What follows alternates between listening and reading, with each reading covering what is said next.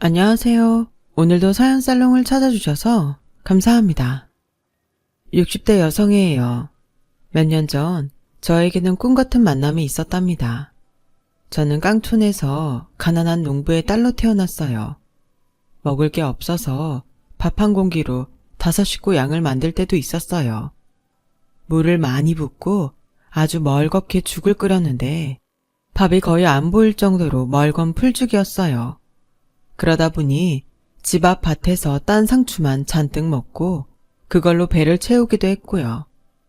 사정이 이렇다 보니 학교를 제대로 다닐 처지가 아니었어요.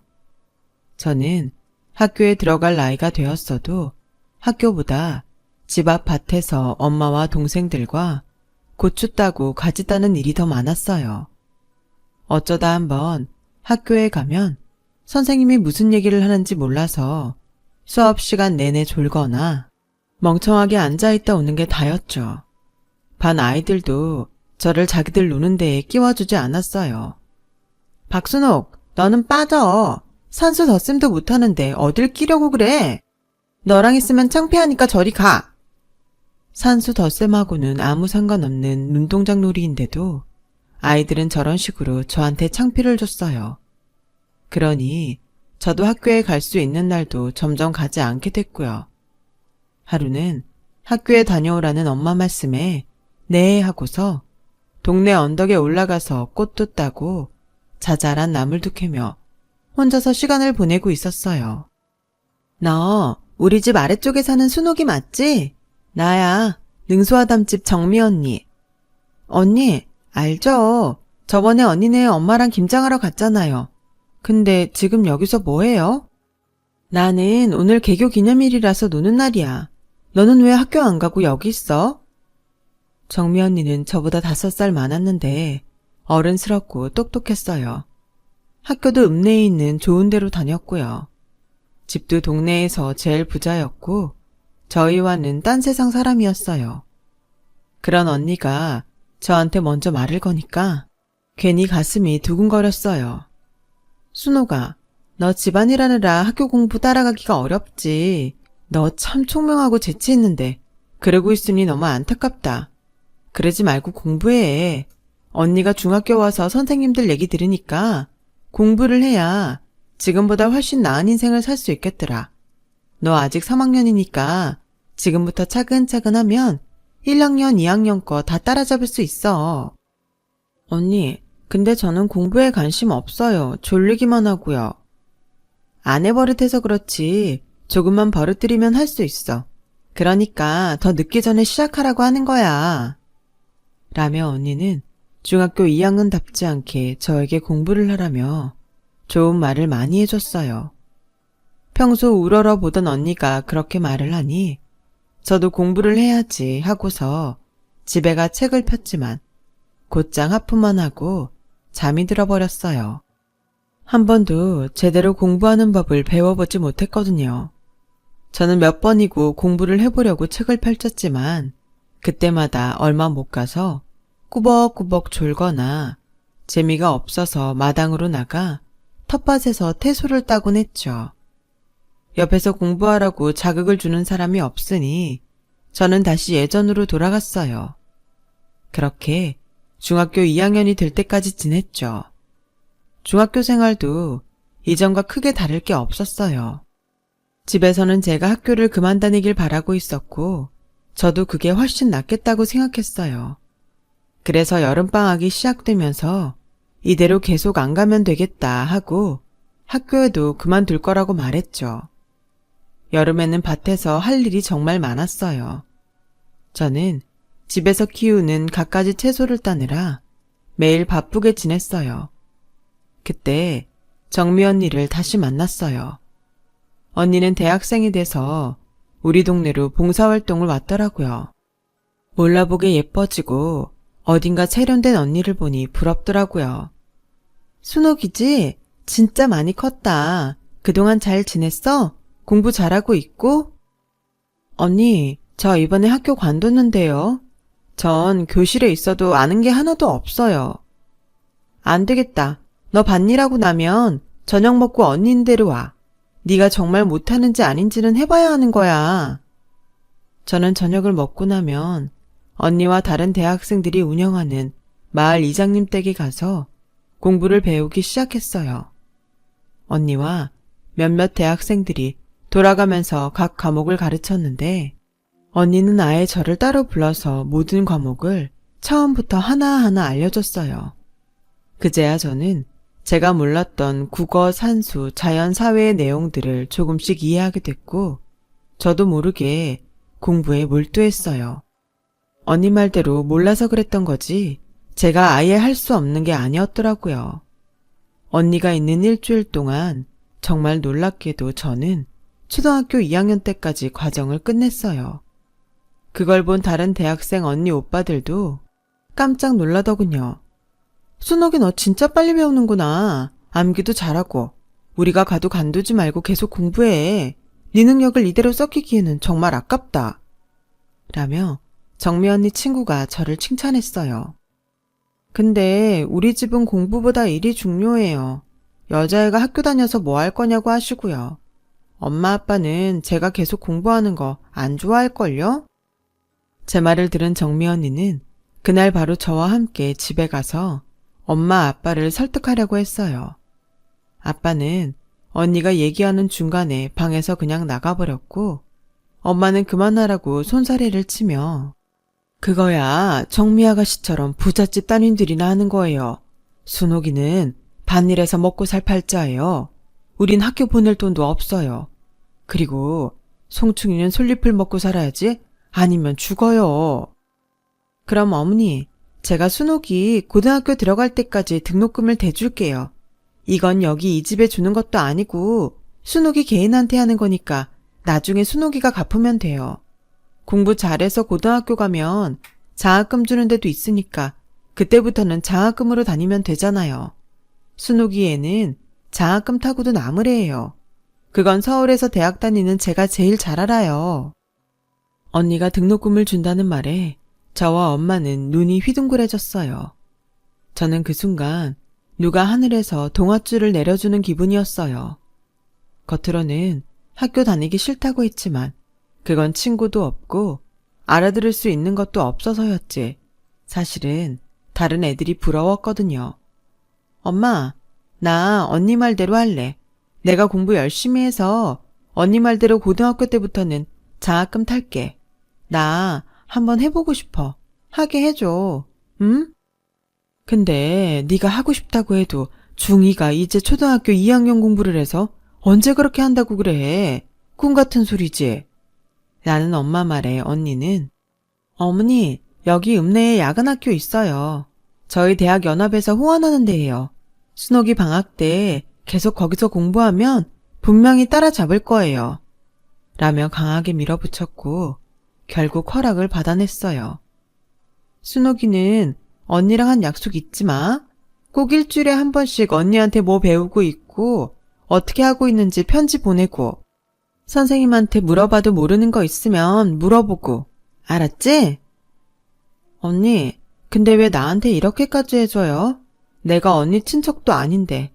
난 너무 좋긴 한데 왜 저한테 잘해주는지 궁금해요. 난 동네에 내 또래 애들이 나처럼 공부하지 않고 집안일만 하면서 힘들게 사는 걸 보면 괜히 미안했어. 나야 부모님 잘 만나서 호강하는 거지. 아님 나도 똑같았을 거야. 그런 거 보면서 내가 도울 수 있는 처지가 되면 누구라도 돕자고 생각했어.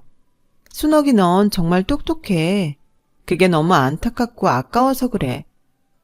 언니네는 언니가 고등학교 때 다 서울로 이사를 갔어요. 언니 아빠 사업이 커져서 서울의 다른 회사하고 합쳤다고 들었어요.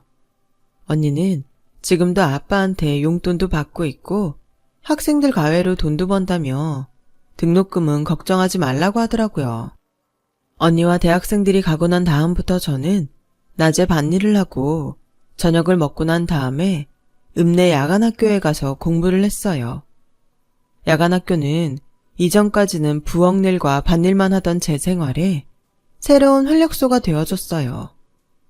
저는 매일 저녁을 먹고 야간학교에 가는 시간만 손꼽아 기다렸어요. 선생님이 차근차근 설명해 주시는 공부는 정말 재밌더군요. 정미 언니 덕에 책상 앞에 앉아있는 버릇이 붙어서인지 책을 읽는 것도 문제를 푸는 것도 그렇게 좋을 수가 없더라고요. 재미있게 하는 사람은 아무도 따라올 수 없다더니 저는 여름방학이 끝날 무렵에 초등학교 5학년 과정까지 끝냈어요. 하지만 학교에 가는 건 역시 걱정이 됐어요. 저는 여전히 초등학교 수준인데 중학교 2학년 공부를 따라가는 건 어려울 것 같았거든요. 언니에게 이런 고민을 편지로 보냈고 언니는 제게 이런 답장을 했어요. 순호가, 그러면 학교를 관두고 중학교 과정까지 야간 학교에서 가르치니까 거기서 배운 다음에 검정고시를 보면 좋을 것 같다. 어렵다고 포기하지 마. 찾아보면 다 길이 있는 법이니까. 너는 똑똑해서 잘할 수 있을 거야. 언니 말대로 하기로 했고 학교를 관두고 계속 야간 학교에서 공부했어요.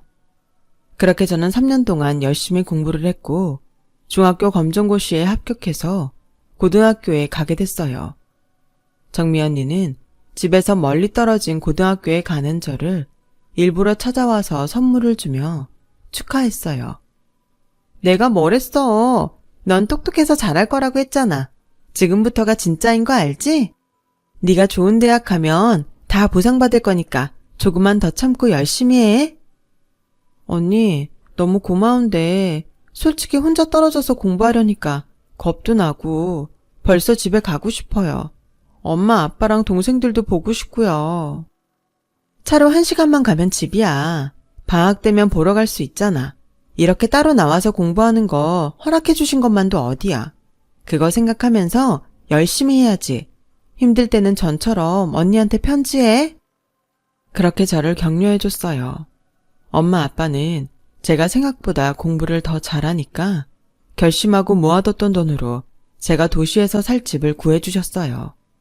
그동안도 언니 도움 많이 받았는데 이런 건 부모가 해줘야 되지 않겠냐고 하셨죠.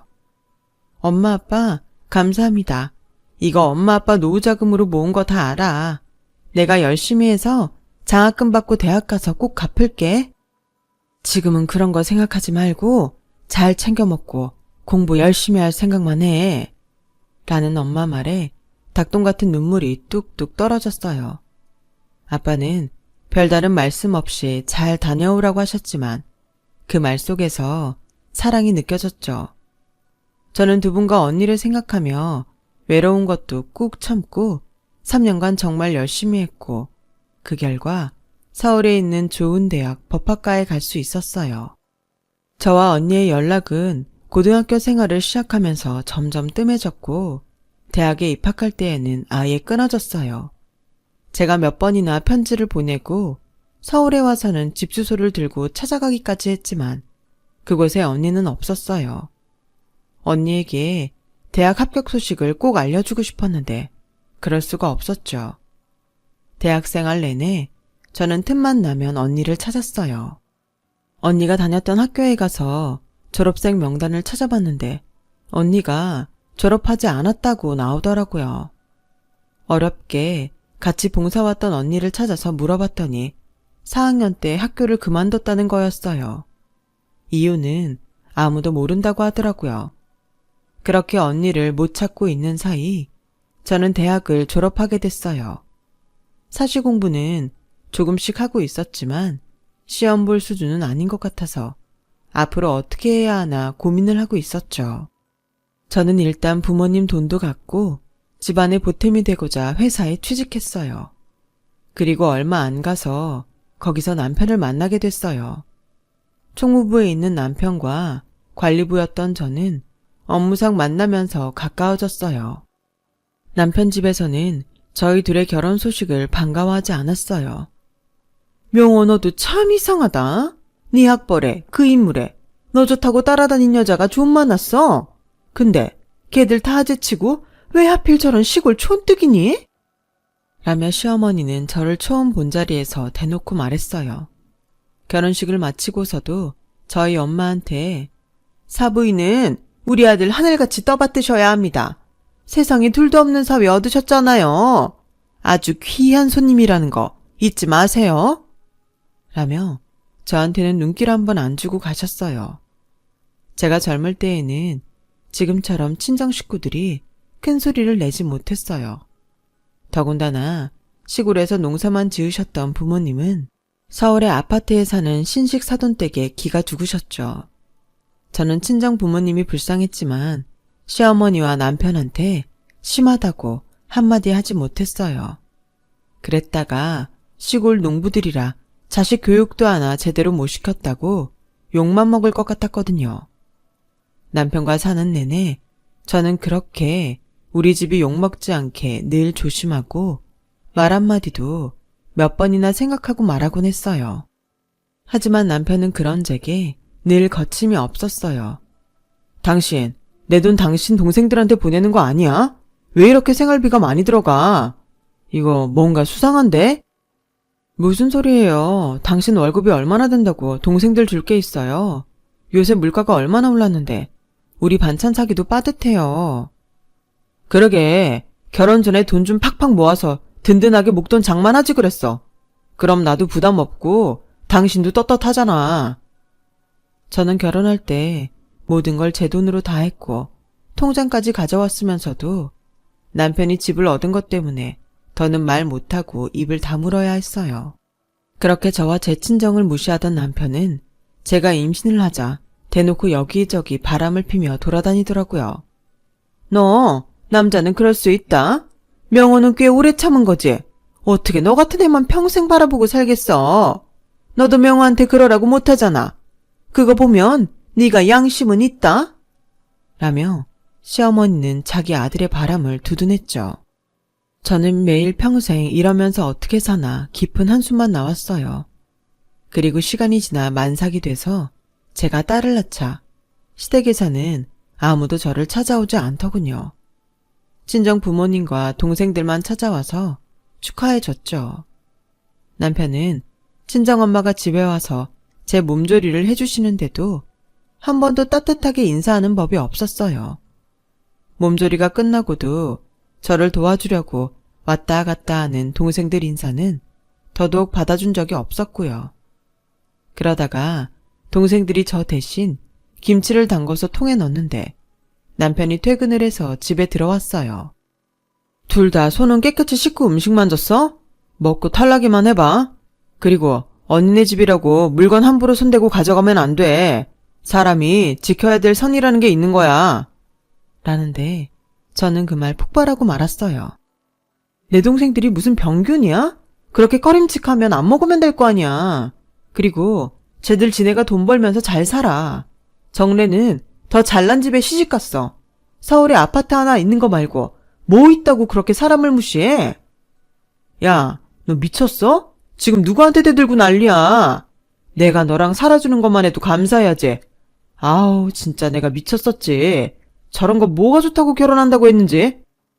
그럼 살지 마. 나도 너 같은 거랑 더는 살아주기 싫어. 저는 그 길로 딸아이를 업고 급하게 통장하고 지갑만 들고서 혼자 사는 동생 집으로 가버렸어요. 친정에서도 시댁이 어떤 사람들인지 다 알고 있었기 때문에 두말 않고 저한테 잘했다고 하더라고요. 그런 수모를 계속 참고 살기에는 저는 너무 숨이 막혔고 억울했어요. 우리 집에서도 참을 만큼 참았던 거고요. 저는 동생 집에서 4년을 같이 있으면서 이를 악물고 사시 공부를 했어요. 봤던 걸 또 보고 또 보고 문제도 판례도 계속 반복해서 봤죠. 아이가 자다가 울면 업고 달래면서도 공부를 했어요. 그리고 저는 드디어 사법고시 패스를 했고 당당하게 변호사 배지를 달게 되었죠. 저는 대학 동기가 차린 변호사 사무실에 들어가서 일을 시작했어요. 동생이 결혼을 할 때쯤에는 저는 사무실 가까운 데에 집을 얻어서 딸과 단둘이 살기 시작했습니다. 그때부터 저는 아이를 키우는 일과 변호사 일 외에 다른 건 관심도 갖지 않았어요. 딸이 아빠가 없어서 외로울까봐 신경을 많이 쓰면서 키웠고요. 그러면서도 일도 성과를 내기 위해 애썼어요. 딸이 중학생 때 친정 부모님이 차례로 돌아가신 거 말고는 저와 딸에게는 좋은 일만 있었어요. 딸은 공부를 잘해서 대학도 과 수석으로 들어갔고, 저는 대형 로펌으로 옮기고 대학에서 개건 교수로 수업도 하게 됐죠. 동생들도 다들 가정 잘 꾸리고 잘 살았어요. 무지막지한 시댁을 만나서 고생하고 이혼한 제게 인생이 선물을 준다고 생각할 정도로 평탄했어요. 그러던 어느 날 대학원에 진학한 딸이 자기 과 동기 집안일을 도와달라고 하더군요. 그 친구 어머니가 너무 착하셔서 땅 사기를 당하셨는데 그게 우리 외갓집 동네더라고. 엄마가 꼭 맡아줘야 돼. 알았지? 언제 한번 저한테 도움 달라고 한 적 없는 애가 이러는 걸 보니 정말 도와주고 싶구나 하는 생각에 알겠다고 했어요. 근데 너 그 친구하고 사귀는 사이야? 괜찮아. 엄마한테 솔직히 얘기해도 돼. 너도 결혼할 나이인데. 무슨 소리야 엄마. 걔 여자야. 그냥 나랑 되게 친한 애야. 라며 깔깔거리며 웃더라고요. 저는 내심 딸이 친척들한테 제 불행한 결혼 얘기를 듣고 결혼 생각이 없나 싶어 마음이 불안했었거든요. 그래서 그 친구가 여자라고 하니 어쩐지 섭섭하더라고요. 저는 사건을 정식으로 수임하기 위해서 사무실에서 친구 어머니를 만나기로 하고 날짜와 시간을 정해서 딸에게 알려줬어요. 그리고 기적 같은 그날이 왔어요. 제 방 문을 노크하고 먼저 들어오는 딸 뒤에 조심스럽게 들어오는 곱게 늙은 여자분이 고개를 숙이며 제 앞에 와서 안녕하세요 변호사님. 수정이 친구 민재 엄마예요. 윤정미라고 합니다. 저는 그 목소리를 듣는 순간 온몸에 전율이 흘렀어요. 예나 지금이나 변하지 않은 곱고 차분한 언니에 절대 잊을 수 없었죠. 윤정미 씨가 맞으세요? 네, 맞아요. 윤정미입니다. 저는 떨면서 언니에게 다가갔고 딸과 언니는 어리둥절해서 저를 쳐다봤어요. 혹시 꿈이 아닌가 싶어서 몇 번이고 언니 팔을 만져보고 손을 잡았죠. 언니, 저 기억 안 나세요? 언니가 공부 가르쳐줬던 순옥이 제가 그 순옥이에요. 언니네 능수하담집 아래 밭농사하던 집 딸이요. 언니가 공부해야 잘 산다고 저보고 공부하라고 했었잖아요. 순옥이? 박순옥? 네가 그 순옥이니? 어머 맞네. 어릴 때 얼굴이 있네. 네가 변호사가 됐구나. 어머나 너무 잘됐다 잘됐어. 언니, 제가 언니를 얼마나 찾았는데요. 미안해. 우리 집에 갑자기 독일로 이민을 가게 돼서 그렇게 됐어. 너 정말 많이 보고 싶었는데 가끔 네 생각하면서 살았어. 저도요. 저 정말 혹시나 해서 언니 찾아다니고 했었다고요. 그런데 이렇게 제 앞에 와주셨네요. 저와 언니는 부둥켜 안고서 한참을 울었고 딸도 저와 언니 사연을 듣고 펑펑 울었어요. 저는 눈물바다가 진정이 되고 나서야 언니 얘기를 들을 수 있었어요. 언니는 대학 4학년 때 아버지가 갑자기 돌아가셨고 언니 어머니는 슬픔에 못 이겨 우울증에 걸리셨다고 해요. 그때 독일에 있던 외가에서 언니네 보고 같이 살자고 했다는 거였어요. 너무 집안 분위기가 무겁고 심각했었기 때문에 어디에도 연락하지 못하고 서울 살림과 아버지 사업 정리만 해서 독일에 갔다고 해요. 독일에서 대학 다니고 어머니를 보살피다가 조금 늦게 결혼을 해서 제 딸과 동갑인 딸을 낳았다고 하네요. 7년 전에 남편이 암에 걸리자 한국에 오고 싶다고 해서 언니네 집만 다시 귀국을 한 거였대요. 언니 남편은 한국에 와서 1년도 못 돼 세상을 떴고요. 딸 대학원 학비라도 끝까지 대주고 싶어서 시골에 있던 땅을 팔려고 했는데 땅 관리를 맡겼던 이장 아들이 어떻게 장난을 쳤는지 그걸 자기 명의로 해놓고 돌려주지를 않는다고 했어요. 언니, 걱정 말아요. 우리 로펌 변호사들 굉장히 유능해요. 내가 진짜 똘똘한 애들만 붙여서 해결할 테니까 염려 놓고 계세요. 언니네는 무섭게 오른 서울 집값 때문에 변두리 작은 빌라에 살고 있었어요. 저는 당장 저희 아파트 앞동에 전세를 얻어 언니네 짐부터 옮겼어요. 이러면 내가 부담스러워서 안 돼. 우리 거기서 살아도 괜찮아. 내가 언니 아니었으면 오늘 박순옥 변호사가 아니라 시골 우리 집 텃밭에서 고추만 따고 있었을 거예요.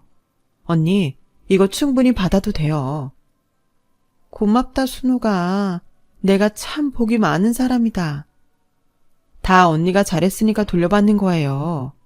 라며 저희는 손을 맞잡고 서로를 격려했어요. 다행히 땅 문제는 잘 해결됐고 이장 아들은 사기죄로 실형 1년을 선고받았어요. 언니와 저는 그렇게 이웃하면서 재미있게 잘 살았고 얼마 전 교회로 이사도 같이 했답니다. 아파트 같은 동 아래 위로 집을 얻었거든요. 언니 딸도 얼마 전 결혼을 해서 저와 제 딸도 언니 가족석에서 축하해줬어요. 제 딸도 지금은 사귀는 사람이 있어서 얼마나 다행인지 몰라요. 저는 언니와 앞으로 여생을 쭉 같이 할 생각이에요. 딸들이 손주 낳으면 같이 돌볼 거고요. 앞으로 더 행복할 날들만 남았네요.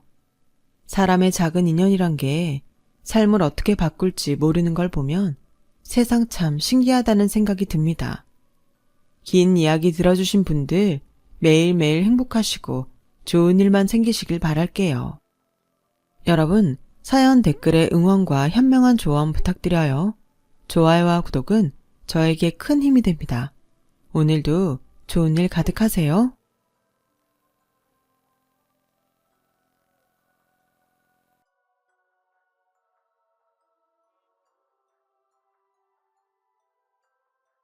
안녕하세요. 오늘도 사연 살롱을 찾아주셔서 감사합니다. 저는 50대 초반의 여성이에요. 저와 남편은 같은 고등학교 친구였어요. 남편이 1학년일 때 같은 반이 되면서 친해졌죠. 나중에는 우리 부모님과 남편 어머니도 알고 지낼 만큼 가까워졌어요. 남편의 아버지는 초등학교 때 돌아가셔서 어머니만 계셨어요. 그러다 저는 재수하지 않고 미대에 가게 되었고 남편은 가고 싶었던 의대에 떨어져서 재수를 하게 되었어요. 공부를 잘하는 우등생이었던 남편은 재수한다는 사실을 무척 힘들어했어요. 저는 그런 남편에게 너 공부 잘해서 대학 가면 내가 여자친구 소개시켜줄게 라고 했고 남편은 재수 기간 내내 제 말을 생각하며 힘을 냈다고 하네요. 열심히 공부해서 원하는 의대에 합격했어요. 저는 약속대로 같은 과 친구를 소개시켜줬죠. 하지만 남편은 얼마 안 가 그 친구와 헤어지고 다른 여자친구들을 사귀었다가 헤어지기를 몇 차례 반복하더라고요. 저도 대학 다니면서 2번 정도 남자친구를 사귀었거든요. 그러다가 제가 대학원에 다닐 때 남편이 제게 사귀자고 하더라고요. 남편은 인턴 과정 중이었어요. 솔직히 수연이 너 생각나서 여자들하고 오래 안 갔어. 친구로 지냈어도 사귈 수 있는 거잖아. 우리 정식으로 만나보자. 저는 그 말에 좀 놀랐어요. 남편과는 항상 장난도 심하게 치고 동성 친구처럼 허물이 없는 사이였거든요. 하지만 남편은 진지했고 저도 좋아하는 마음이 있어서 저희는 본격적으로 사귀게 됐어요. 부모님은 제가 남편과 사귀는 걸 좋아했어요. 사업을 하셨던 아빠는 반농담처럼 우리 수연이하고 정호 결혼하면 내가 병원 차려줘야겠다 라고 하셨죠. 남편 어머니도 저를 많이 예뻐하셨고요. 아줌마는 수연이가 며느리하면 참 좋겠다 라고 종종 말씀하셨어요. 어른들한테 그런 말을 자꾸 들으니 저희도 결혼을 생각하게 됐죠. 어느새 자연스럽게 결혼 이야기가 오고 가게 됐고 남편이 전문의 시험을 붙고 난 후에 상견례를 갖게 되었죠. 아버님, 어머님, 제가 수연이 책임지고 행복하게 할 겁니다. 저를 믿고 따님을 주셔서 감사합니다. 라며 남편이 씩씩하게 인사했고 아빠는 그래, 둘이서 행복하게 잘 살아야 된다. 우리 사위 병원 개업은 걱정 마라. 내가 최선을 다해서 도와주마. 라며 남편의 등을 토닥이셨어요. 남편 어머니는 제 손을 잡고 우리 정호 병원 일 하는데 어려움 없게 내조 잘해야 된다 라고 하셨고 저도 네 어머니 제가 잘할게요 라는 말들을 주고받았습니다. 집에 와서 엄마는 막상 상견례를 하니 남편 어머니가 마음에 걸린다고 하셨어요. 어째 어른이 돼서 두 사람 잘 살아라 서로 아껴줘라 그러는 게 아니고 내 딸한테만 내조 잘하라고 콕 집어 말하는 게 영 불편하네 라고 하자 아빠는 둘이 어릴 때부터 많이 봤으니까 그랬겠지. 너무 깊이 생각하지 말라고. 맞아 엄마. 정호 어머니 원래 나 이뻐하셨잖아. 너무 걱정하지 마. 라며 엄마를 안심시켰어요. 그래도 우리 딸 양쪽 부모 있는 집에 가서 시아버지 사랑 듬뿍 받았으면 했는데 난 솔직히 정호 하나 보고 너 보내는 거야. 알겠어? 그러니까 그 녀석이 잘못하면 바로 엄마한테 말해. 말은 그러셨지만 예단이나 가구 같은 걸로 남편 집 마음이 상하지 않게 신경 썼어요. 그렇게 저희는 결혼을 했고 얼마 안 돼 아빠 도움으로 남편은 좋은 위치에 성형외과를 개업하게 됐어요. 축하하네. 앞으로 열심히 해서 환자 많아지는 일만 남았어. 이게 다 아버님 덕분입니다. 열심히 하겠습니다. 라며 꾸벅 인사를 하더라고요. 시어머니도 저한테 잘해주셨고요. 저희는 흔히 말하는 고부간의 갈등이나 양쪽 집안 문제 없이 잘 살았죠. 시어머니가 너무 명품도 좋아하시고 사치를 좀 하는 편이어서 엄마가 좀 불편해 하셨어요. 저희 집은 저도 그렇고 엄마도 그런 걸 별로 안 좋아했거든요. 그렇다고 크게 문제될 정도는 아니었어요. 엄마는 시어머니 성격이 그러려니 하며 명품 쇼핑이나 해외여행 얘기만 하는 시어머니를 잘 받아주셨죠. 한 번은 저까지 셋이서 밖에서 식사를 하는데 시어머니가 친구들과 유럽 여행을 가겠다고 하시더라고요. 그런데 그 비용이 저희가 생각했던 것보다 훨씬 많이 드는 거였어요. 생각보다 돈이 많이 드네요. 그거 여행사에 잘 알아본 거 맞아요? 좀 더 알아보면 그만큼 안 들이고도 갈 수 있을 것 같은데 요즘 경기가 좋은 편도 아니고 병원들도 어려운데 많이 생긴다는데 앞날을 위해서 돈을 모으는 게 좋지 않겠어요? 지금 제가 돈을 함부로 쓴다는 거예요? 저도 다 알아보고 결정한 거죠. 그런 것도 안 했을까 봐요. 수연이 엄마는 가끔 보면 걱정이 너무 많은 것 같아요. 우리 집 사정에 너무 이래라 저래라 하지 않았으면 좋겠네요. 제가 제 아들이 번 돈 쓴다는데 간섭이 지나치네요. 라며 불쾌해하셨고 엄마는 그렇게 들렸으면 미안해요. 저는 좋은 뜻에서 한 말이었으니까 너무 마음 쓰지 마세요. 라며 시어머니를 달랬어요. 저는 중간에서 두 분이 싸우기라도 하면 어쩌나 했지만 다행히 그 자리는 잘 마무리되었고 두 분도 웃으면서 헤어졌어요. 하지만 그날 이후로 그렇게 식사를 하거나 같이 모이는 자리는 더 이상 없었죠. 엄마는 시어머니와 성격이 너무 달라서 자주 안 만나는 게 좋겠다고 하셨어요. 원래 사돈지간에는 너무 가깝게 지내는 거 아니랬다. 그동안 우리가 너무 자주 만난 것 같아 거리를 좀 두는 게 너한테도 더 나을 것 같다. 라고 하셨지만 시어머니의 씀씀이는 여전히 못마땅하신 것 같았어요. 엄마, 어머니도 저축 많이 하시고 물건 살 때도 생각보다 꼼꼼하게 골라. 그렇게 걱정하지 않아도 괜찮아. 라고 했지만 엄마는 됐어. 네가 그러지 않아도 돼. 내가 안 사돈 성격 모르는 것도 아니고 나도 딸 앞에서 이러는 거 아니지. 앞으로 더는 말 안 할게. 라고 하셨어요. 하지만 엄마가 걱정하셨던 대로 성형외과가 너무 많아지면서 남편 병원도 조금 타격이 생겼어요. 거기다가 남편이 어느 환자의 코 수술을 잘못하는 바람에 문제가 생겼죠. 저도 그 일로 걱정하고 있는데 시어머니가 전화를 하셨어요. 수연아, 니네 아버지한테 말씀드려서 어떻게 돈 좀 마련할 수 없겠니? 어머니, 일단 저희가 할 수 있는 선에서 해보려고요. 안 그래도 아빠가 그 사람 병원 차릴 때도 돈 거의 다 대주셨는데 이런 말씀까지 드리기가 좀 죄송해서요. 라고 하자 시어머니는 답답하다는 듯 너는 네 아빠한테 얘기하는 게 뭐가 죄송스러워? 가족이잖아, 가족. 이럴 때 돕고 사는 게 가족 아니니? 니네 집은 꼭 서로 남남처럼 이상하더라. 돈 쓰는 거 갖고도 엄청 깍쟁이처럼 계산하고.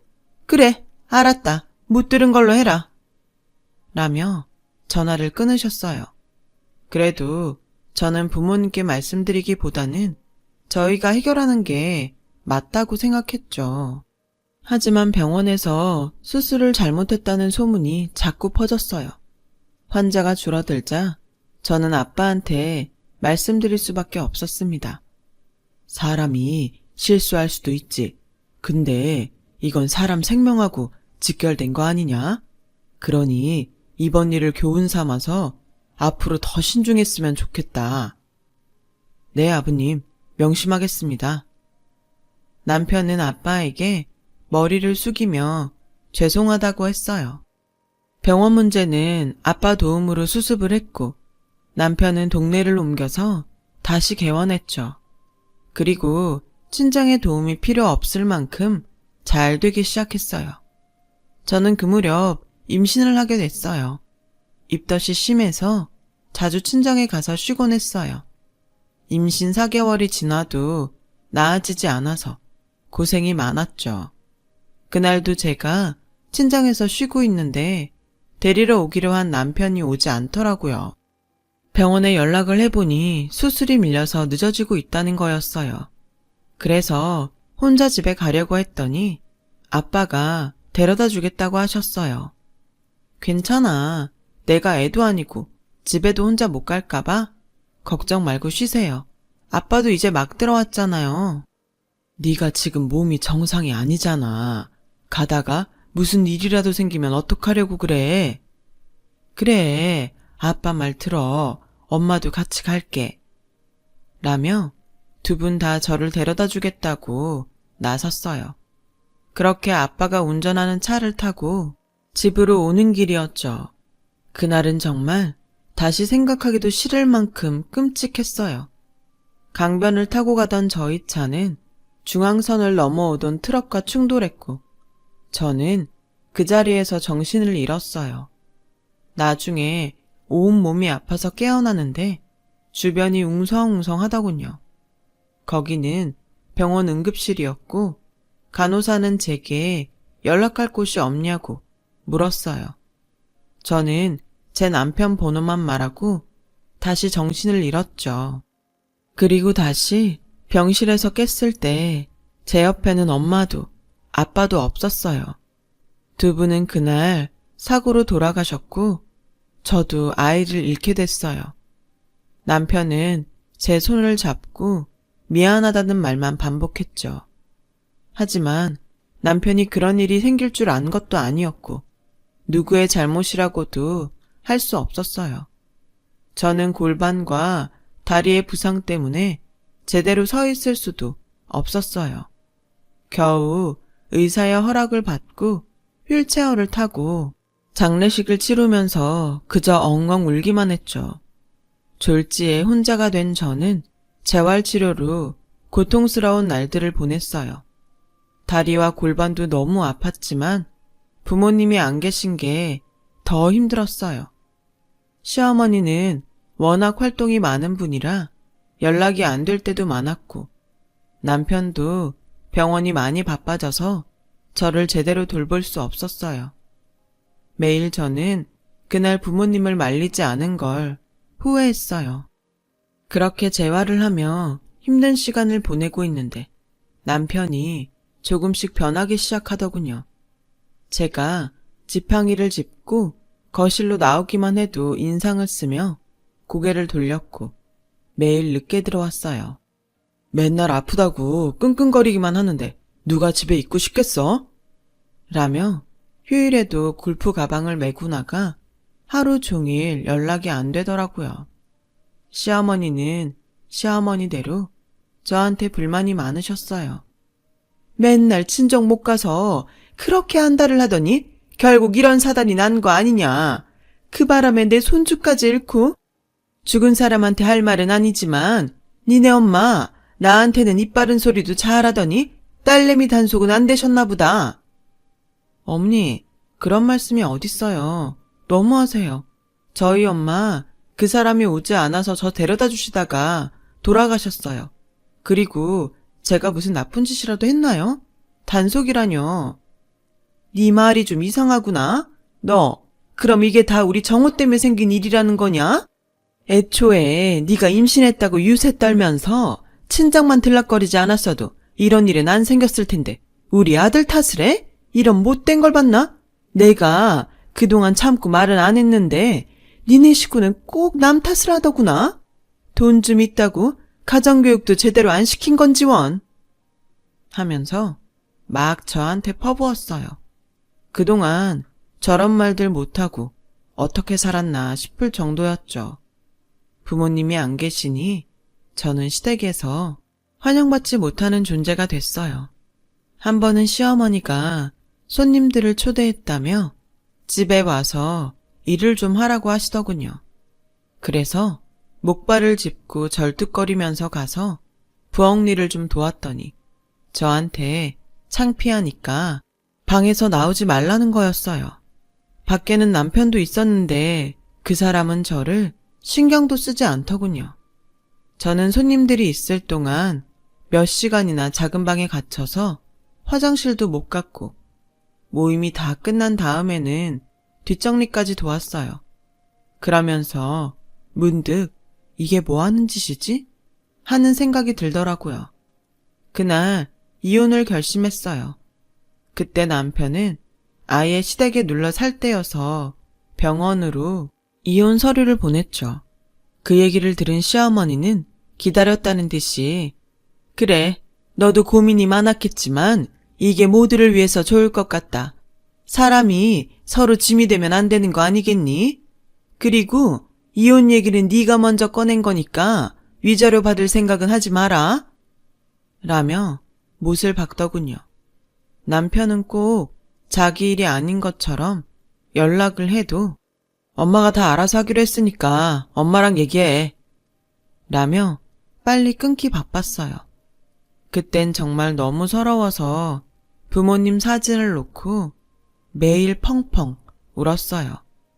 그러다가 한 번은 새벽에 깜빡 잠이 들었는데 거실에서 남편 목소리가 들리더군요. 누군가와 통화하는 소리였어요. 이제 병원도 잘 되고 돈 걱정할 일도 없는데 내가 왜 구질구질하게 장애인한테 목매고 있냐? 그래도 먼저 이혼하자는 말 안 할까봐 조마조마했는데 진짜 잘 됐지. 난 이혼하면 새장가 갈 거다. 저는 너무 충격을 받았어요. 결국 저와의 결혼은 다 계산된 거였으니까요. 어릴 때부터 친한 친구로 지냈던 저를 돈으로만 봤던 거죠. 저런 사람이었던 걸 못 알아본 제가 정말이지 너무 바보 같았어요. 남편은 다른 방에서 자고 아침에 자기 옷가지를 챙겨 나가더군요. 저는 한시도 같은 공간에 있고 싶지 않아 짐을 챙겨서 나왔어요. 친구는 저보고 다 소송 걸어서 병원에 들어간 돈도 다 받아내라고 했지만 뭘 어디서부터 해야 될지 몰랐어요. 그저 제 몸 추스르기에도 정신이 없었으니까요. 그렇게 저와 남편은 합의 이혼을 하게 됐어요. 완전히 혼자가 된 저는 그냥 붕 뜬 느낌이었어요. 게다가 재활도 끝난 게 아니라서 몸이 많이 불편했죠. 그런 제게 친구는 일러스트를 배워보는 게 어떠냐고 하더군요. 네가 유아 전공을 했지만 프로그램 툴 사용법은 금방 배울 거야. 안 그래도 결혼하고 그림에 손 놓은 것 같아서 안타까웠는데 한번 해봐. 친구의 격려에 일러스트를 배우기 시작했어요. 일러스트 공부도 진도가 빨랐어요. 처음에만 좀 어려웠지 방법을 익히고 나니 금방 할 수 있더군요. 저는 그림 그리는 데만 몰두했고 그런 저를 눈여겨본 학원 강사님이 일자리를 소개시켜 주셨어요.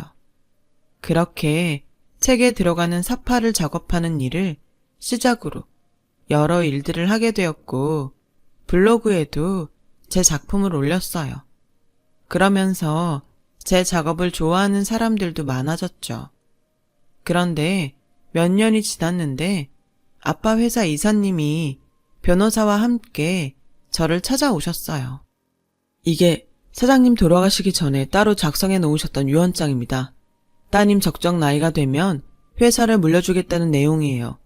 갑자기 돌아가신 관계로 수정사항은 없습니다. 저는 너무 놀랐습니다. 아빠가 돌아가시고 회사가 정말 어지러웠다고 해요.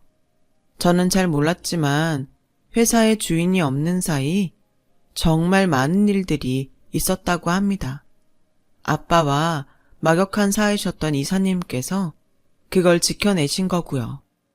저에게 오시기까지 시간이 걸리셨다고요. 이사님은 자식이 없으셨어요. 그래서 저를 더 잘 챙겨주셨던 분이셨죠. 제가 어렸을 땐 자주 뵀었고 다 커서는 자주 뵙지 못했지만요. 아빠가 돌아가시고서 회사 일에 참여하게 되니 울컥하더라고요. 저는 회사 경영에 대해 몰랐기 때문에 이사님과 의논해서 전문 경영인이 회사를 운영하는 데 합의를 했어요. 이사님께서 회사를 지켜주셨으니 앞으로도 잘 부탁드립니다. 감사합니다. 저는 그날 제 친구에게 크게 한턱 냈어요. 네 덕분에 내가 이제까지 잘 버틴 것 같아. 정말 고마워. 다 네가 잘하니까 그런 거지. 아무튼 나도 뿌듯하다. 그 무렵 저는 지팡이 없이 걸을 수 있게 되었어요. 아직 오래 걷지는 못했지만 정상적으로 설 수 있다는 게 너무나 기뻤죠. 그래도 물리치료는 꾸준히 받으러 다녔어요.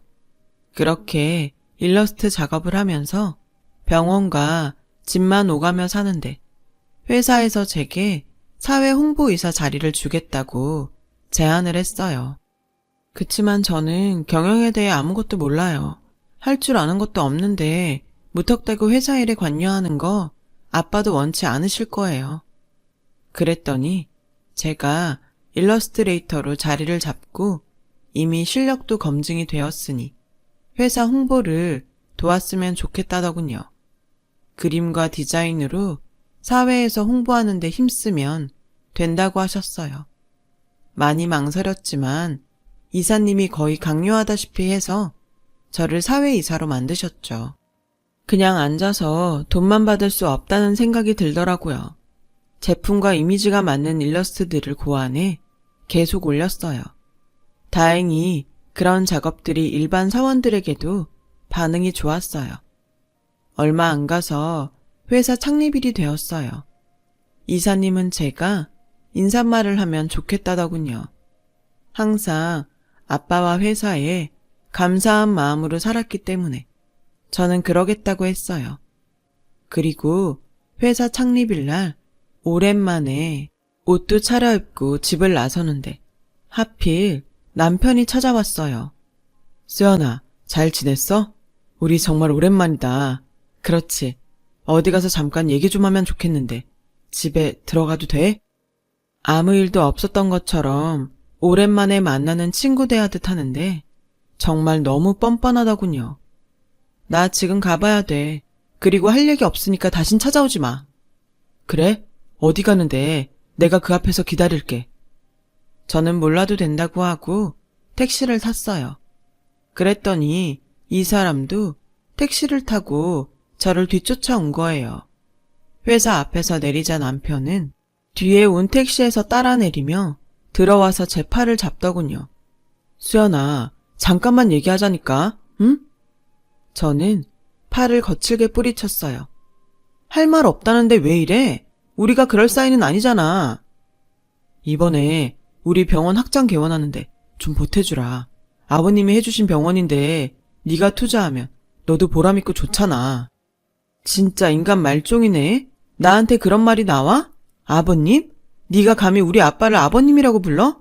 나 다시는 너한테 안 넘어가. 투자? 웃기지 마. 너 같은 사기꾼한테 무슨 투자를 해?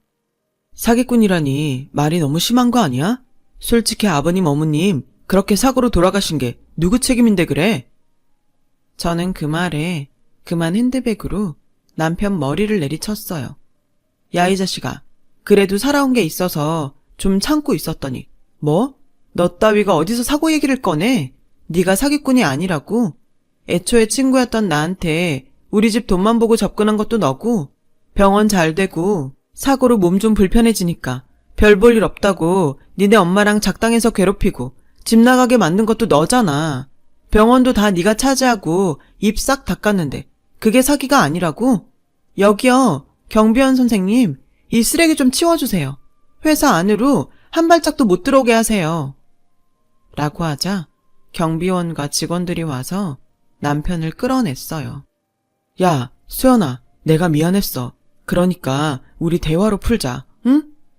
어디다 대고 야래. 한 번만 더 부르면 가만 안 둬. 그제야 남편은 입을 다물고 사람들을 뿌리치고 자기 발로 가더군요. 저는 그날 사람들 앞에서 아빠를 추모하는 인사말을 하며 속으로 많이 울었어요. 하필이면 이런 날 그놈이 와서 내 기분을 망친 게 너무 속상했죠. 일주일쯤 지나서 점심을 먹고 회사 근처 카페에서 간단한 회의를 할 때였어요. 제가 올린 일러스트 중 반응이 좋은 걸 정식 홍보용으로 쓰기 위해서 회사 직원들과 같이 모였죠. 그런데 뒤에서 누가 제 어깨를 툭툭 치더군요. 시어머니였어요. 회사에 전화했더니 여기 있다길래 어찌나 안 가르쳐주려고 하는지 정말 애먹었다. 라며 상냥하게 웃는데 정말 구역질이 날 것 같았어요. 제가 있는 데를 그쪽이 왜 알아야 하고 왜 찾아오는데요? 저는 볼 일 없습니다. 그래도 내가 시어머니인데 말은 좀 가려서 하는 게 좋지 않니? 정호 병원 일 때문에 의논 좀 하려고 하는데 너무 안 만나주는구나. 시어머니? 나 창피하다며. 창피하다고 손님들 갈 때까지 방 안에 가두는 게 시어머니야? 부모님 돌아가시고 지 아들 병원 잘 되니까 인생에 짐 되지 말라며 빨리 헤어지라고 해놓고 이제 와서 무슨 대접을 받겠다고 그래? 할머니, 당신 아들 병원 일을 왜 나한테 의논해요? 당장 나가세요.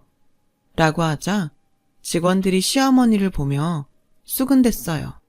시어머니는 그런데도 물러나지 않고 우리 정호 병원 좀 돌아가게 도와줘. 돈도 보태주고 좀 해줄 수 있잖아. 그러자 거기 있던 팀장이 일어나서 듣자 하니까 너무하시네요. 이제 이혼해서 상관도 없는데 이러시는 거 아니죠. 저희 회의하는데 방해하지 말고 나가주세요.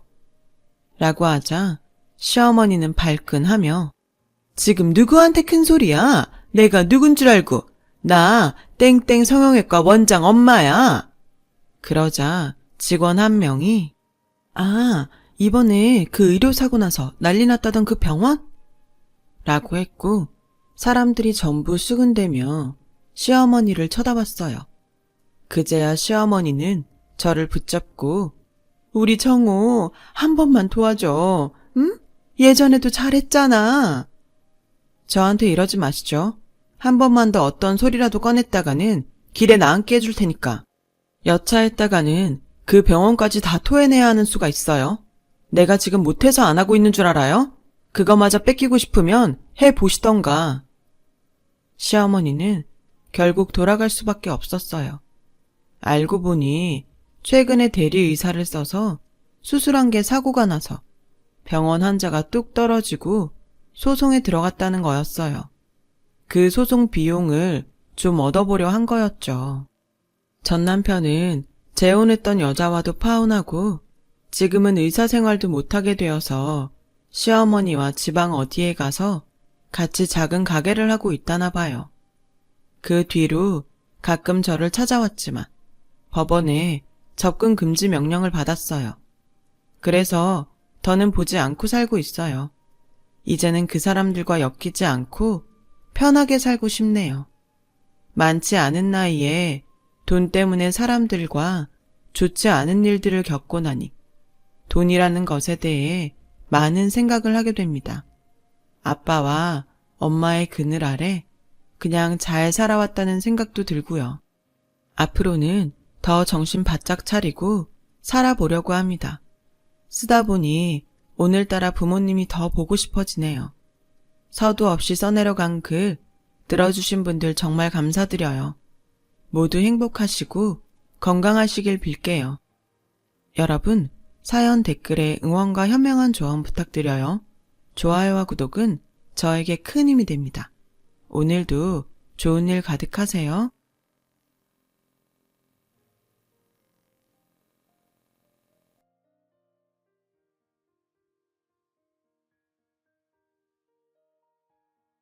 안녕하세요. 오늘도 사연살롱을 찾아주셔서 감사합니다. 저는 40대 후반의 여성이에요. 평소 저보다 나이가 있으신 인생 선배님들 사연을 들으며 위로도 받고 또 다시 용기도 내며 지내고 있어요. 오늘은 제 얘기를 해보려고 해요. 저는 학교 다닐 때 공부에 별로 관심이 없었어요. 부모님은 저를 공부시키려고 혼도 내고 달래기도 하셨지만 제가 워낙 친구들과 노는 걸 좋아했기 때문에 혼날 때뿐이고 시간이 좀 지나면 또 공부는 뒷전이었어요. 고등학생이 돼서야 대학은 가야 될 것 같아서 정신을 차리고 공부를 했죠. 공부하겠다고 3년 동안 길을 쓴 덕분에 저는 서울에서 버스로 30분 거리에 있는 중위권 대학에 들어가게 됐어요. 남들이 볼 때는 그저 그런 학교였지만 부모님은 진심으로 기뻐하셨어요. 우리 재숙이가 대학 비슷한 데는 문턱도 못 가볼 줄 알았는데 이렇게 떡하니 4년제를 들어갔어. 집안 경사다, 경사야. 아버지는 자동차 정비 공업사를 하셨는데 떡을 맞춰서 오는 사람들한테 나눠주셨어요. 엄마는 아예 동네 분들을 다 불러서 삼겹살 잔치를 하셨고요. 그날은 정말 넓지 않은 저희 집이 사람들로 미어 터지는 줄 알았어요. 평소 공부를 잘했던 남동생은 그런 부모님을 보고 나 대학 들어갔을 때 이렇게 안 하기만 해. 가출한다. 농담 섞인 투정을 했지만 저한테는 축하한다며 은근슬쩍 가방 선물도 건넸어요. 그렇게 저는 온 가족의 축하를 받고 대학에 갔고 정말 재미있게 대학 시절을 보냈어요. 4학년 때 취직 때문에 힘들었던 것 빼고는 즐거운 일만 있었던 것 같아요. 저는 너무 스트레스 받지 않는 일을 하고 싶었어요. 하지만 여기저기 원서를 내고 면접을 위해 공부하는 것도 만만한 일은 아니었어요. 큰 욕심이 없었기 때문에 몇 군데 떨어졌어도 크게 실망하지 않았어요. 물론 마음이 안 좋기는 했지만 모든 걸 부정적으로 볼 필요는 없다고 생각했거든요. 그래서인지 저는 갈수록 면접을 잘 볼 수 있었고 어느 대기업 자회사에 사무직에 합격했어요. 회사에 최종 합격하고 나니 마음이 정말 턱 놓였어요. 부모님 앞에서도 전보다 당당할 수 있었고요. 사실 남동생은 공부를 잘해서 대학도 장학금을 받으며 다녔는데 저는 집에서 등록금도 받고 가끔 용돈도 다 써서 비교가 됐거든요. 제가 그런 거 별로 신경 안 쓰는 성격이라고 생각했는데 알게 모르게 마음에 담아두고 있었던 것 같아요. 그렇게 노는 걸 좋아했던 제가 어쨌든 대학도 재수 안 하고 들어가고 취직까지 했으니 인생 잘 살았다고 자화자찬했어요. 그래, 너는 너 잘했다고 할 만하다. 엄마도 네가 인생에 계획은 있는지 어쩌려고 저러나 속 끓였는데 그래도 자기 먹고 살 거 타고난다고 하더니 저렇게 척척 해내는 게 신기했어. 그렇게 좋아하셨어요. 막 군대에서 제대한 남동생도 축하해줬고요. 제 인생은 정말 크게 어려운 일 없이 잘 거쳐왔다고 생각했어요. 하지만 제가 입사를 하고 얼마 안 돼서 아버지가 몸이 안 좋아지셨고 그 때문에 일을 그만두셔야 했어요. 그때부터 저에게 어려움이 닥치기 시작했어요. 저는 막 사회생활을 시작해서 눈코 뜰 새 없이 바빴지만 엄마 혼자 아버지 병간호에 집안일을 전부 떠안게 할 수 없었어요. 회사에서 야근이나 회식이 없을 때에는 집안일도 했고 엄마가 다른 일이 있으실 때에는 제가 아버지랑 병원에 가기도 했어요. 아버지 병원비에 들어가는 돈이 많아서 도우미도 자주 부를 수 없었거든요. 아버지는 원래 여기저기 아픈 데가 많았는데 나이가 들고 몸이 약해지면서 악화가 된 거였어요. 그러다 보니 집안 분위기도 전과 다르게 많이 어두워졌고 저도 회사에서 밝게만 있을 수는 없었어요. 그래도 동료들하고 있을 때는 재미있는 얘기도 하며 어울리려고 애썼죠. 어느 날인가 정말 오랜만에 회사 입사 동기 모임에 가게 됐어요. 원래는 제가 아버지랑 병원에 가기로 한 날이었는데 남동생이 학교가 일찍 끝난다며 대신 가겠다고 해서 참석할 수 있었죠. 거기서 입사하고 얼마 안 돼서 그만둔 남자를 만났어요.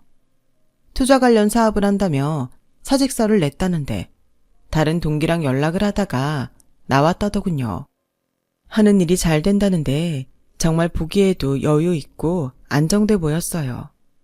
같은 신입사원 시절에 봤을 때하고는 몰라보게 달라져 있었죠. 저하고 완전 딴 세상 사람처럼 명품으로 머리부터 발끝까지 두른 그 사람을 보니 어쩐지 제가 초라하게 느껴졌어요. 김재숙 맞지? 아버지가 공업사 한다고 했던. 그걸 다 기억해? 맞아. 근데 아버지는 일 그만두셨어. 다른 사람한테 넘긴 거야? 그럼 그 돈으로 편하게 사시겠네. 뭐, 좀 남긴 했지. 근데 좀 편찮으셔서 편하게는 못 지내셔. 자세한 얘기는 하지 않았어요. 그 이후로 저와 그 남자는 급속도로 가까워졌어요. 원래는 각자 부서도 달랐고 남자가 석 달도 안 돼서 그만뒀기 때문에 서로에 대해 잘 몰랐어요. 그런데 다시 만나고 보니 남자가 성격도 시원시원하고 괜찮아 보였어요. 저와 남자는 만난 지 3개월 만에 결혼을 약속했어요. 지금 생각해보면 제가 뭐에 쉬었던 것 같아요. 부모님도 남동생도 좀 더 사귀어 보다가 결정하라고 했지만 저는 그때 남자의 좋은 점만 보여서 결혼하겠다고 고집을 피웠어요. 내가 결혼하면 더 빨리 내 생활이 안정될 테니까 우리 집에도 더 좋을 거야. 아빠도 아프신데 나라도 얼른 자리 잡는 게 낫지. 그렇게 얘기하자 가족들도 더는 저를 말리지 못했어요. 남자는 아버지가 일찍 돌아가셨고 어머니가 부동산 중개를 했다고 하더라고요. 우리 성준이가 좋다고 하면 난 반대 안 해. 내 아들이라서가 아니라 애가 머리도 좋고 보는 눈도 정확하거든. 그런 애가 고른 사람이니 뭐 어련하겠어. 라고 하는데 거침없는 느낌이 있더라고요.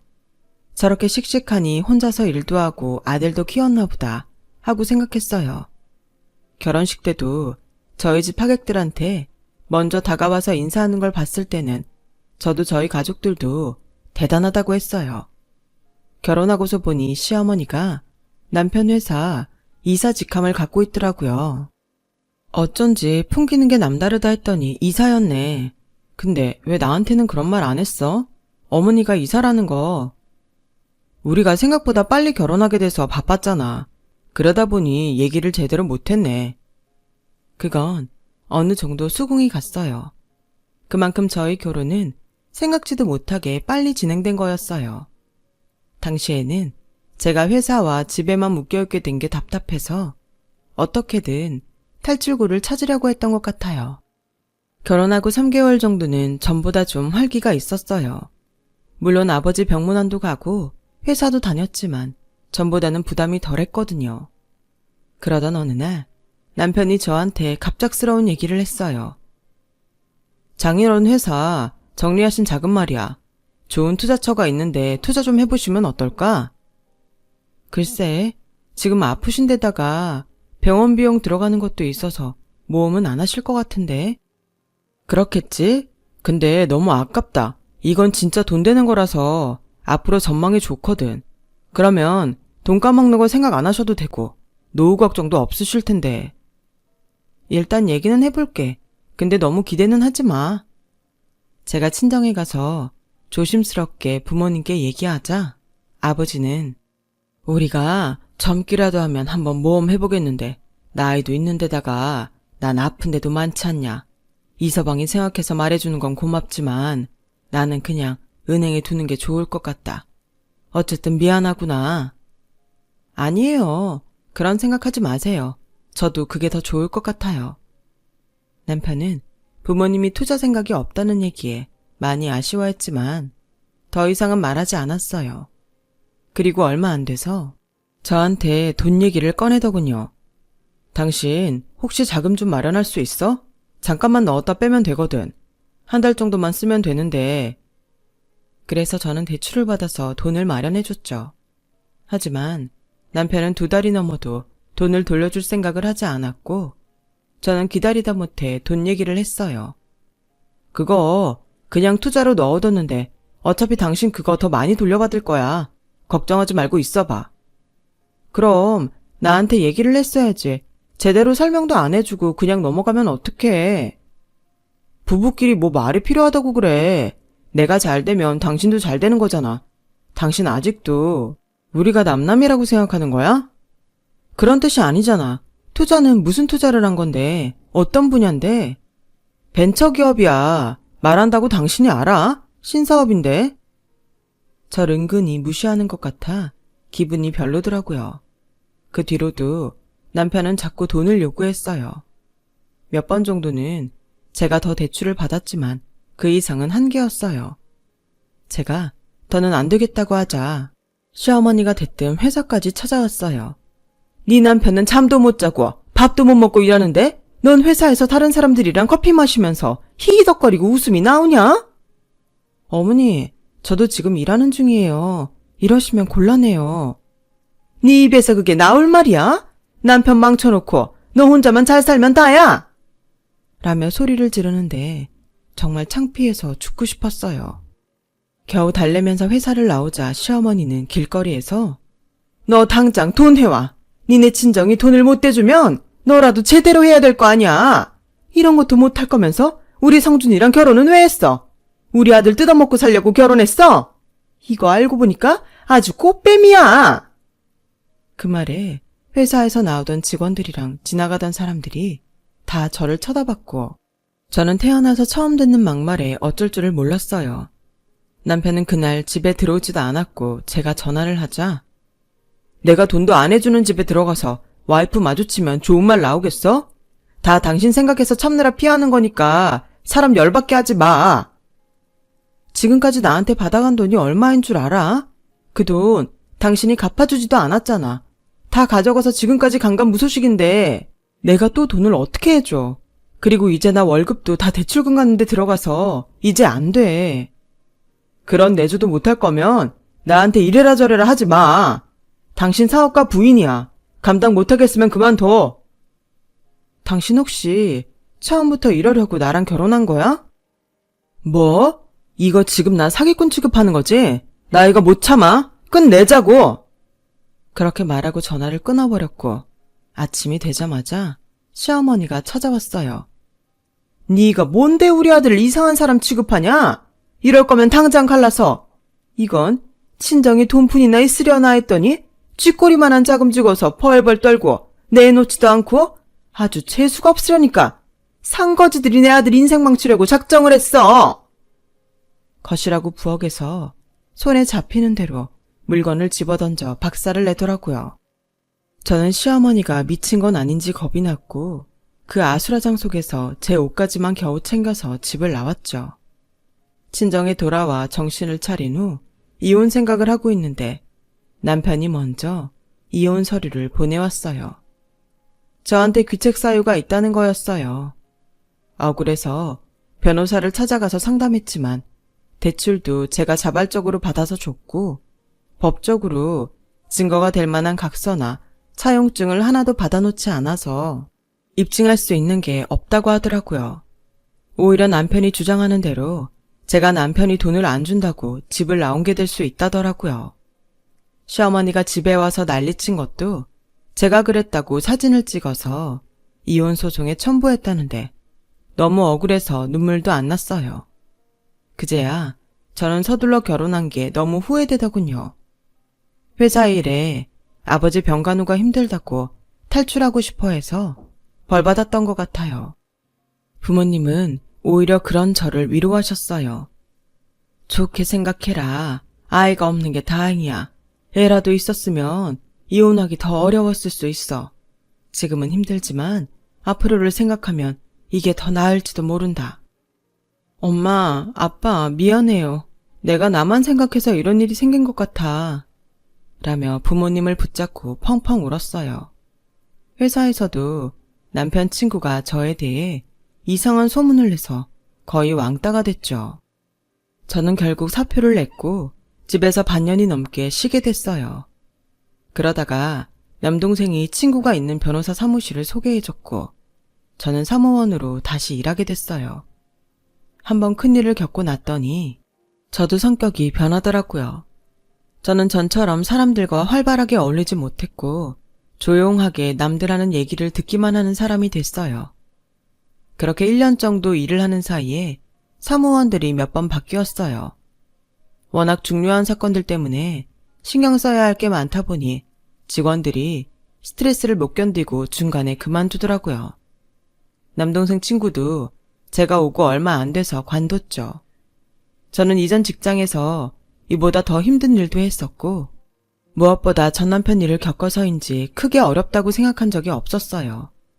어느새 저는 사무장 바로 다음으로 중요한 사람이 되어 있었어요. 전에는 저희 사무실에 사무장 말고는 다른 직책이 없었는데 대표님은 저한테 주임이라는 직책을 만들어서 주고는 월급도 올려주셨어요. 김재숙 씨가 일 잘해줘서 사무장도 든든하다고 하고 우리도 얼마나 수월한지 몰라요. 앞으로도 잘 부탁해요. 제가 한 게 뭐 있다고요. 사무장님이 가르쳐주신 대로 했을 뿐인데요. 저는 그때부터 시니어 변호사의 일을 맡아서 할 때가 많아졌어요. 사건 때문에 자주 같이 있다 보니 어느새 서로의 사정을 얘기하게 됐어요. 그 변호사님도 이혼한 지 몇 년 됐다고 하더라고요. 동병상련이라고 비슷한 처지이다 보니 더 마음이 쓰였던 것 같아요. 저는 변호사님이 야근을 하실 때에는 식사도 챙겨드렸어요. 그러다가 점점 가까운 사이가 됐지만 저는 거리를 뒀어요. 변호사와 사무원인 저의 처지가 너무 다르다고 생각했거든요. 하지만 변호사님은 그런 거에 신경 쓰지 않았어요. 전 진짜 재숙 씨가 좋으니까 마음이 정해지면 얘기해줘요. 전 남편 일도 있어서 더 그러는 거 나도 이해해요. 라며 저를 세심하게 배려해줬고 그런 마음이 진심이라고 느껴졌어요. 저는 변호사님과 제가 결혼한다는 걸 알리면 다들 수군거릴까봐 무서웠어요. 하지만 그런 제 생각과 달리 사무실 사람들은 모두 축하해줬고 대표님도 잘 됐다며 좋아하셨어요. 능력 있고 성격도 괜찮은 사람끼리 아주 잘 만났네. 천생연분이야. 집에서도 제가 재혼한다고 하니 다들 한숨 놓는 것 같았어요. 엄마는 눈물을 흘리며 속마음을 털어놓으셨어요. 우리 딸, 이번에는 꼭 좋은 사람이어야 되는데 이제는 진짜 좋은 일만 있었으면 좋겠다. 걱정 마, 엄마. 변호사님 진짜 좋은 분이야. 재원이 친구도 그분은 진국이라고 했잖아. 엄마 손을 붙잡고 저도 눈물을 흘렸어요. 그동안 저 때문에 마음고생을 하셨던 걸 생각하면 죄송하기만 했죠. 그런 가족들의 간절함 속에 저는 재혼을 했고 얼마 안 돼서 아이를 가졌어요. 저는 30이 넘어서 처음 갖는 아이라 조심스러웠어요. 남편은 전부인 사이에서는 아이가 없었던지라 굉장히 좋아했어요. 처음에는 좀 힘들었지만 차츰 제 몸의 변화를 받아들이게 됐고 일도 계속하면서 임신 5개월째에 접어들게 됐어요. 남편은 지인에게 받았다며 저에게 스파 이용권을 주더군요. 그 스파 이용권은 산모 마사지가 있는 데라서 저도 꼭 가보고 싶었던 곳이었어요. 저는 엄마와 같이 스파에 가서 마사지를 받았어요. 한번 받아보니 뭉쳤던 데도 풀리고 잠도 잘 자서 또 가고 싶더라고요. 엄마도 좋아하셔서 아예 정기 이용권을 끊어서 출산 전까지 가기로 했어요. 그렇게 매주 가다 보니 직원들과도 친해졌고 아로마 오일에 대해서도 잘 알게 됐죠. 어쩔 때는 제가 직원들이 필요한 아로마 오일을 챙겨주기도 했어요. 그러다 보니 2달 정도 시간이 지나갔고 배도 제법 나오게 됐어요. 그러던 어느 날 제가 스파에서 직원 대신 아로마 오일을 챙기고 있을 때였어요. 아니, 여기는 어떻게 올 때마다 아무도 나와보질 않아? 이러면 계속 다니고 싶겠어? 직원 교육을 대체 어떻게 시키는 거야? 라며 소리소리 지르는데 어째 낯설지 않은 목소리더라고요. 제가 로비에 나가보니 전 시어머니가 한가운데에 씩씩거리며 서 있는 거였어요. 너무 놀라서 쳐다만 보고 있는데 시어머니도 절 알아보더니 피식 웃더라고요. 야, 넌 우리 성준이랑 이혼해서 소식 한 번 없더니 아주 인생 밑바닥을 기는구나. 아주 가관이네. 여기 가방이나 받아라. 라며 자기 가방을 바닥에 내려놓더라고요. 그걸 본 팀장이 놀라서 얼른 뛰어나와 저한테 사모님, 저희가 할게요. 죄송해요. 얼른 먼저 들어가세요. 지금 누구 보고 사모님이래? 이봐요. 마사지 받을 사람은 나야. 여기 얘는 저기서 뭘 꺼내고 있는 거 내가 다 봤는데 무슨 소리라는 거야? 잘못하셨어요, 손님. 이분은 저희 사장님하고 제일 친한 친구분 사모님이세요. 사모님, 이제 저희 일 하지 마세요. 괜히 저희 바쁠 때 도와주시다가 이런 봉변만 당하고 정말 죄송해요. 아니에요. 이게 어디 팀장님 잘못이에요. 교양 없고 천박하고 무식한 사람 탓이죠. 너 지금 그거 나한테 한 말이냐? 그럼 아니에요? 왜요? 제가 하나하나 다 말해볼까요? 라고 하자 시어머니는 입을 다물더군요. 그리고 다음날 전 남편한테서 연락이 왔어요. 당신 완전 팔 잡혔다고 소문 다 났던데. 그래서 말인데 이번에 진짜 좋은 투자처가 있어서 정보 주려고 그래. 내가 아직도 예전 김재숙인 줄 알아? 그딴 말에 넘어갈 줄 알고? 이제 진짜 투자자로 당신을 모시겠다는 뜻이야. 이거 잘 되면 전에 돈 들어갔던 것까지 몇 배로 돌려받을 수 있어. 됐어. 생각하기도 싫으니까 다시는 전화하지 마. 그렇게 매몰차게 끊었어요. 그런데도 남편은 끈질기게 다른 사람들을 통해서 연락을 했고 친정집에까지 전화를 했다더라고요. 저와 친정 식구들은 그 뻔뻔함에 너무 기가 막혔어요. 그리고 스파에 갔더니 시어머니가 저를 기다리고 있더라고요. 성준이가 투자처 알려줬지? 웬만하면 거기 해봐. 너 지금은 여유도 있고 먹고 살만 하잖아. 이거 진짜 좋은 기회라서 알려주는 거야. 진짜 좋은 기회를 저한테 왜 알려줘요? 왜라니? 잠깐이라도 인연이 있었으니까 그러는 거지. 저는 정말 비웃음밖에 안 나왔어요. 저녁에 집에 온 남편한테 그 얘기를 했더니 가만히 듣던 남편은 그럼 한번 만나. 가서 그 사람들 하는 얘기 듣고만 있어. 무슨 생각이 있나 보다 하고 그러겠다고 했어요. 다음날 전 남편한테서 다시 전화가 왔고 그날 바로 만나기로 했어요. 그리고 남편한테 문자를 보냈죠.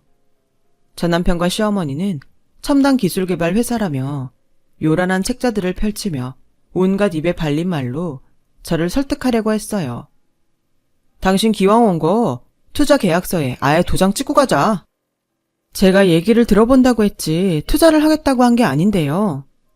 아니, 지금 얘가 우리 가지고 장난하는 거야 뭐야? 너 돈 좀 있는 신랑 만났다고? 아주 우리 우습게 하나 본데. 개구리 올챙일적 생각 못한다고. 진짜 가짠타?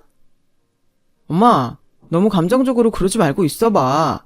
당신, 그래, 김재숙 씨, 우리 좋은 말로 할 때 사인해요. 합시다. 난 투자 계약한다고 한 적 없어요. 들어보니까 말도 안 되는 것 같고 갈게요. 하자 전 남편은 제 손목을 잡고서 여기까지 왔는데 어딜 그냥 가. 계약 안 하면 못 가. 그때 남편이 사복 형사 2명과 나타났어요. 이성준 씨, 당신을 사기 공갈 협박 혐의로 체포합니다.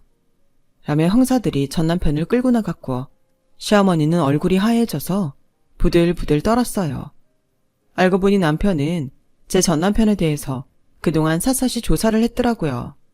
그런데 저한테 전화가 왔다는 이야기를 듣고 경찰에 신고를 하고 아예 같이 왔던 거였어요.